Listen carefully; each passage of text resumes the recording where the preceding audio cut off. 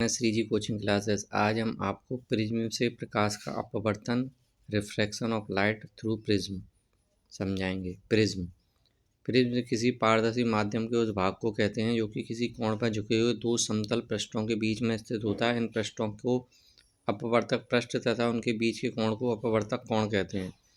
दोनों पृष्ठों को मिलाने वाली रेखा को अपवर्तक कोण कहते हैं। अपवर्तक कोण के सामने वाले पृष्ठ को प्रिज्म का आधार कहते हैं। अपवर्तक पृष्ठों के अवलंबवत किसी तल द्वारा काटे प्रिज्म के परिच्छेद को प्रिज्म का मुख्य परिच्छेद कहते हैं। अब हम आपको ये दिखा देते हैं। देखिए, ये हमारा प्रिज्म द्वारा प्रकाश का अपवर्तन है। देखिए, ये पी रेखा जा रही है। पी आपतित किरण होती है और ये किरण मुड़ जाती है हमारी, तो मुड़ कर फिर ये दोबारा इधर आ जाती है। तो पी हमारी आपतित किरण है और ई एफ हमारा अपवर्तित कोण है।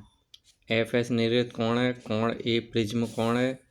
आई आपतन, आर अपवर्तन, ई निर्गत और डी विचलन। देखिए, ये वाला कोण अगर मान लो कि रेखा हमें मुड़ती नहीं तो वो सीधी चली जाती और ऐसे ये सीधी कर देती, तो यहाँ ये कोण बनता है हमारा ये, और ये हमारा 90 डिग्री का है और ये 90 डिग्री का है, और आई और आर है ये हमारा। अब हम आपको बता देते हैं कि ये बहुत इंपॉर्टेंट क्वेश्चन है, इसे आप ज़रूर कर लेना। जब कोई प्रकाश किरण प्रिज्म से गुजरता है तो वह अपने मार्ग से विचलित होकर प्रिज्म के आधार की ओर झुक जाता है। यदि यह किरण सूर्य के सूर्य प्रकाश के झुकने के साथ साथ विभिन्न रंगों की किरणों में विभाजित भी जाती है। इस प्रकार के उत्पन्न विभिन्न रंगों के समूह को वर्णक्रम अथवा स्पेक्ट्रम कहते हैं। श्वेत प्रकाश के अपने अवयव रंगों में विभक्त होने की क्रिया को वर्ण विक्षेपण कहते हैं। जैसे मान लो ये श्वेत प्रकाश है हमारा, अब ये हमारा मुड़ गया तो ये हमारे लाल, नारंगी, पीला, हरा, नीला, जामुनी, बैंगनी, और ये हमने सर आइजैक न्यूटन ने बताया, तो इसे आप विबग्योर से भी लर्न कर सकते हैं। बैंगनी रंग में तरंग दैर्घ्य सबसे कम तथा लाल रंग की तरंग दैर्घ्य सबसे अधिक होती है, और इन तरंगों की तरंग अलग अलग होती है, परंतु इनकी चाल निर्वात में 3×10⁻⁹ निम्न तालिका में से रंग की ये आप देख सकते हैं। देखिए, लाल रंग 78 एंगस्ट्रॉम से इतनी होती है, और ये केवल आपको समझना है। और इसके बाद हम आपको इंद्रधनुष वर्षा के पश्चात आकार में जल के सूक्ष्म कणों में दिखाई देने वाला प्राकृतिक ढंग का सबसे अच्छा उदाहरण है। यह वायुमंडल में उपस्थित जल में सूक्ष्म बूंदों द्वारा सूर्य के प्रकाश के परिक्षेपण के कारण बनता है। इंद्रधनुष सदैव सूर्य के विपरीत दिशा में बनता है। जल की सूक्ष्म बूंदें प्रिज्म की भांति कार्य करती हैं और सूर्य के आपस प्रकाश को ये बूंदें अपवर्तित तथा विक्षेपित करती हैं तथा इसे पूर्ण आंतरिक परावर्तित करती हैं। अतः जल की बूंदें बाहर निकलने से प्रकाश को पुनः अपवर्तित हैं और ये हमारा इस तरीके से आकाश में इंद्रधनुष बनता है। देखिए जी, ये सूर्य का प्रकाश जा रहा है और जल की जो बूंदें उससे टकरा कर ये हमारा इंद्रधनुष बनाता है।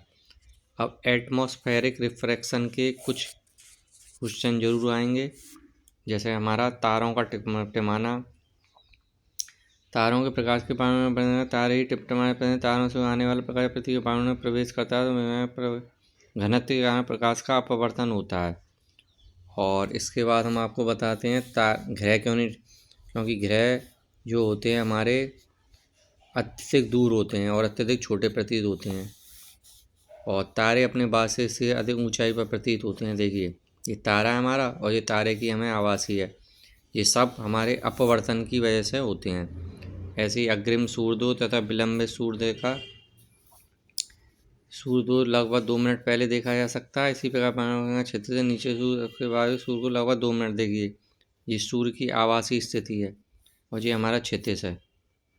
और ये हमारा बहुत इंपॉर्टेंट क्वेश्चन है, इनको आप प्रकाश का प्रकीर्णन, जब प्रकाश किसी ऐसे माध्यम से गुजरता है जिसमें अति सूक्ष्म आकार के कण हो तो इन कणों द्वारा कुछ वहाँ फैल जाता है, जैसे टिंडल इफेक्ट। टिंडल इफेक्ट हमारा बहुत इंपॉर्टेंट है, ये 9th में भी आपने करा था।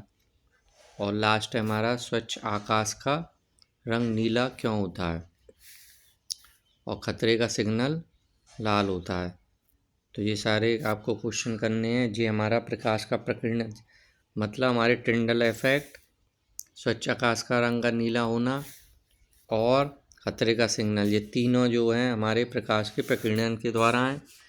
और वायुमंडलीय प्रमेय, तारों का टिमटिमाना और ग्रह वाला तारे अपने वास्ते स्थिति से ये हमारे सारे रिफ्रैक्शन के हैं। Thank you very much.